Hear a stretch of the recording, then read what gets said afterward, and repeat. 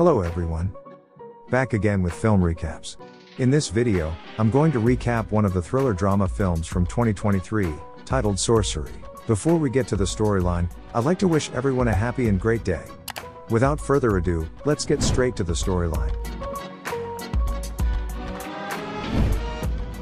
The movie opens up in the 19th century on a remote island in Chile.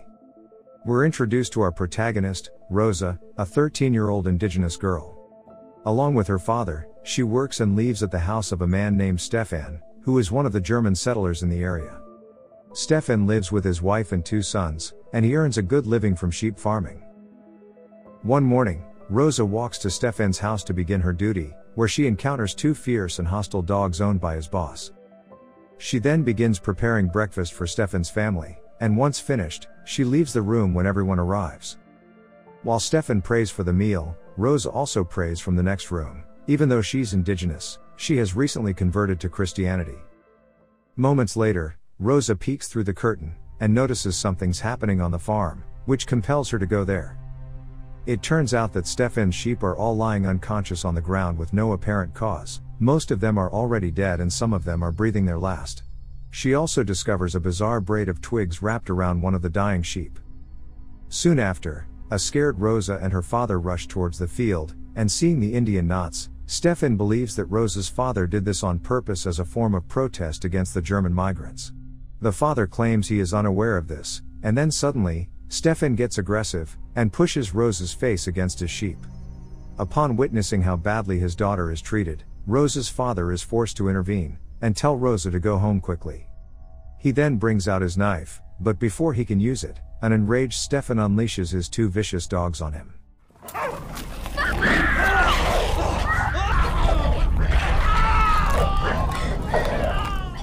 Rosa begs for forgiveness, but Stefan remains unfazed, and he holds Rosa tightly to watch her father eventually be killed by the dogs in front of her eyes. Later, we see a devastated Rosa, sobbing beside her father's lifeless body. Rosa cries all day. Upon realizing she'll be living alone from now on, she has to live alone because her mother passed away a long time ago. The next day, she buries the father in the woods. She marks the spot with a cross she built from a pair of sticks. Just then, Stefan's wife arrives with her sons, and informs Rosa that there is no need to put this cross because her father was not a Christian. However, Rosa claims that she is a devout Christian, and walks away from there angrily, holding a grudge against Stefan's family. Later in the evening, Rosa decides to stay in the woods, staring at the bonfire, right when a raven approaches her, and the two end up staring at each other. The following day, she approaches the village mayor, who is also a settler. She demands Stefan to be punished, but he refuses to take any action since the Spaniard has no desire to cause a rift with the German community. Worse yet, he tells her that he can't resurrect her dead father, and claims that her father was killed by 2 dogs, and that he can't put dogs in jail. Hearing what he said enrages her, and with nowhere else to go, Rosa seeks shelter in a local church, hoping for support from a priest. The priest gives her food, and when he notices her anger, he asks her to look within herself. She asked the village mayor for justice, and she now asks God for justice, but she has not asked herself for it. He then offers to arrange a guardian for her, someone who can really help her. The next day, Rosa visits an indigenous elder man named Mateo, who lives alone on the island. He is a grumpy man who is hesitant at first, but he eventually lets her in. He then gives her some food, and a warm place to sleep. The following morning, they walk to a nearby beach, where Rosa helps him with his fishing. He praises her knife skills, saying she cuts the fish really well, seeming to be trying to hint at something, and Rosa replies that fish are no different from lambs. In the next scene, Rosa and Mateo sneak into the area where her father is buried. There, she prays to her God, while Mateo grabs the tree, and murmurs a strange kind of prayer. Rosa worries that the Germans might notice them, but Mateo assures her that she is invisible today. As they sit down, Rosa says that she believes that her father is in heaven, but Mateo claims that her father's afterlife belongs in the sea because he is an island native. The next morning, she is startled awake by the chirping of a flock of birds flying above their shack. Curious, she follows them, and ends up arriving at a nearby forest. There, she notices Mateo and a group of other indigenous people meeting in secret. She follows them to a cave from behind, but strange enough, she finds that the cave is actually a dead-end path, and all those people have vanished.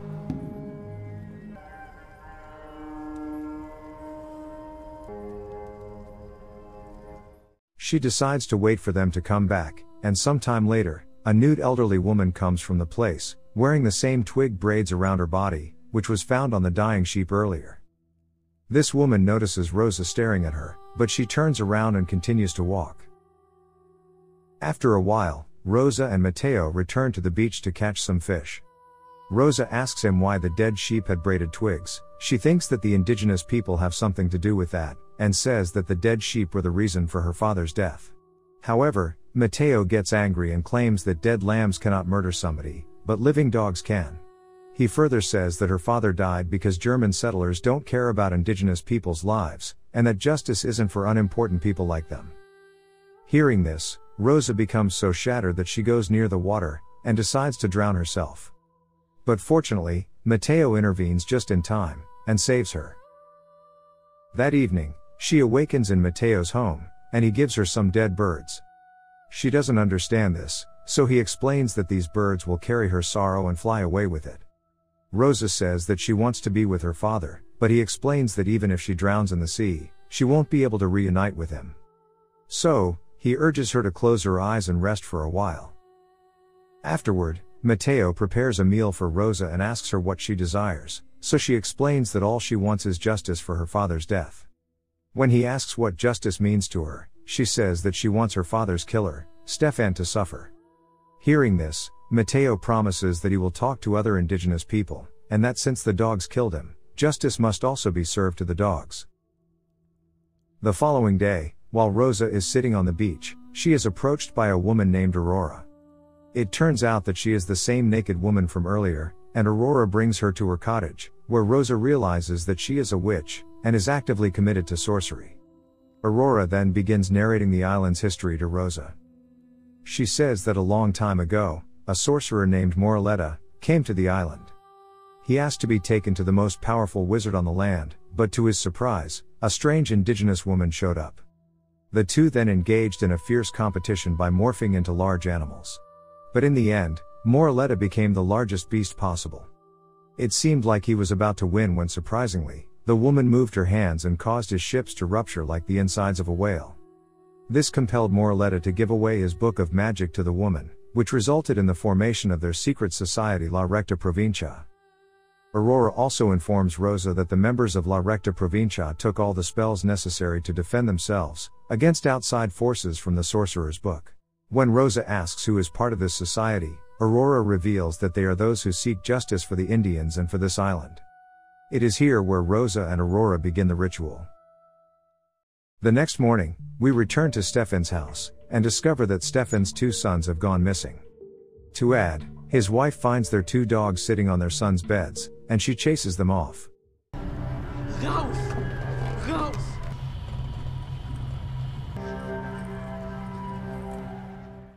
The German settlers soon set out in search of the two children, Franz and Thorsten, but they are nowhere to be seen. After relentlessly looking all day, Stefan's wife concludes that the indigenous people are to blame for this situation. Turns out the indigenous people are known for transforming humans into other beings, like dogs and sheep. The next day, Mateo, and a few other men suspected to be involved with La Recta Provincia are arrested. The police brutally torture them, and demand to know where the two boys are. Soon after, a court hearing is held, and the mayor declares them to be a gang of criminals who have terrorized the land for many years. The mayor tries to force them into confessing the entire truth about Stefan's kids, but Mateo objects to this allegation, and denies his people's involvement in the disappearance of the kids. When he fails, he imprisons them until solid evidence is found. Afterward, Rosa arrives at the prison and visits Mateo. She asks if there's anything she can do to help him, but he gives her a shocking reply. He urges her to burn down his house and leave the island as soon as possible. When Rosa asks for the reason, he discloses that he is part of La Recta Provincia, and tells her she is fortunate to be a Christian and not like other Indians. Since she is still very young, he asks her to move on and start a new life far away. After this, Rosa heads to Mateo's house, where she is shocked to find two of Stefan's dogs behind the house, as well as worms on the ground falling from the ceiling. She investigates the attic and discovers that the worms came from the dead birds there. She then takes one of the Indian knots she discovered, and then goes ahead and totally burns down the house. However, instead of running away from the island, she decides to stay and help her friends. The following morning, Rosa arrives at the shore, and sees Mateo and the others being cruelly tortured by the German settlers in order for them to confess their acts. She tries to intervene, but an officer forcefully pushes her to the ground, while poor Mateo's got cuts on his back, all mixed up with salty sea water. Rosa is devastated and furious at herself for not being able to help Mateo. Later, she follows Aurora through the forest, and mentions that she wants to be a part of La Recta Provincia. Aurora agrees right away and takes her to the nearest waterfall. She says that Rosa will have to wash away the water she was baptized with. For this, Rosa walks across a waterfall, while Aurora starts chanting, and then Rosa reaches a cave. There, she finds a burning flame, and a papery human skin. Later, while it is raining, Rosa is staring at the mayor's pregnant wife from a distance. She sneaks up on her, and follows her all the way to her house, where she knocks on the door. When asked what she needs, she requests shelter in the mayor's house until the rain calms down, and the woman reluctantly agrees. It is evident that the little girl has come here with a plan after the pregnant wife leaves her alone. In the next scene, Rosa and Aurora are about to commence the ritual with the human skin from earlier. But then, Stefan and his men suddenly arrive, and arrest both of them. Stefan is shocked to see Rosa there, and tells her that if she is involved in his son's disappearance, she will end up like her father. Afterward, the two are brought to court, and when the mayor questions them about the human skin, Aurora only gives vague responses. As a result, they are imprisoned alongside Mateo and other indigenous people. Mateo is unhappy when he sees Rosa, and says that she should have fled the island when she had the chance. However, Rosa claims that she is a witch who has already visited the secret island's cave. Hearing this, Mateo gets even more upset, and he scolds Aurora for involving the girl in the affairs of La Recta Provincia. Elsewhere, the mayor's wife suddenly jolts awake from her sleep, and discovers something horrific. Her pregnant tummy has somehow turned blue. Perhaps the little girl cursed her during their earlier meeting. Later, the mayor visits Mateo in prison. He anxiously explains that his wife is about to give birth, and an infection is eating her alive. He then requests their help, and promises to release all of them in exchange for it. Mateo firmly denies this offer and claims he cannot do anything, but Rosa steps up and says that she can help him. Mateo tries to persuade her against it, but she has already made up her mind. Upon arriving at the mayor's house with Mateo, we learn that Rosa placed the Indian knot at the mayor's house before. In order to end the spell, Mateo burns the knot, and as a result, Rosa is able to assist in the delivery of a healthy baby. The mayor is relieved that both mother and son are safe. He thanks the duo for their effort, and promises to help them in getting released. The next morning, Stefan and his wife pay a visit to the newborn baby with a gift. With this gift, they indirectly threaten the mayor not to release the indigenous people. After receiving the threat, the court proceedings begin, and the mayor decides to change his stance. He claims that the skin discovered from the indigenous people belongs to one of Stefan's missing children. As a result, he decrees that the prisoners of La Recta Provincia will be subjected to the firing squad as a punishment. This infuriates the indigenous people in the courtroom, and chaos ensues, as they scream and call him a traitor. That evening, in the prison, Mateo requests Rosa's help in preparing something for the pain he will soon face. He tells her to take some herbs from his saddlebag, telling her to chew those herbs, and feed them to him with water. He then says that since she's good with knives, she must cut his skin. Hearing this, Rosa begins to cry, and Mateo also tearfully promises to always protect her. As morning arrives, La Recta Provincia begins one of their rituals again inside the prison. Mateo is on the floor, and Rosa tears open his flesh with a knife, while the other starts chanting. Later, we see Rosa lying on the floor with Mateo's skin on her torso, and this ritual will allow her to enter the body of a powerful dog. In the next scene, we see a vicious dog, aka Rosa, breaks into the mayor's house, and starts barking aggressively to his wife and child. When the mayor arrives, he somehow understands that this animal has been cursed. Fearing for his family's safety, he follows the dog to the prison, and then frees all of the indigenous prisoners, including Rosa. After her release, Rosa returns to visit her father's grave. She murmurs her prayers into the tree, just like Mateo did when they visited the grave together. She then removes the cross from the grave, because she is no longer a Christian, and lies on it to show her father that she has completed her father's vengeance. Following this, she talks with the two dogs, and places some dead birds by their side, saying that these birds will carry away their sorrow. She addresses them by the name of Stefan's sons, Franz and Thorsten. It turns out she really did magically transform them into dogs. In the final scene, Rosa takes part in the indigenous people's court of La Recta Provincia.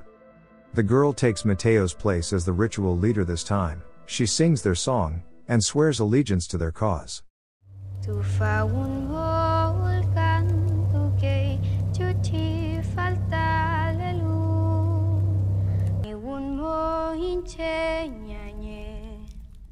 Okay guys, that's all the recap of Sorcery 2023. Thanks for watching.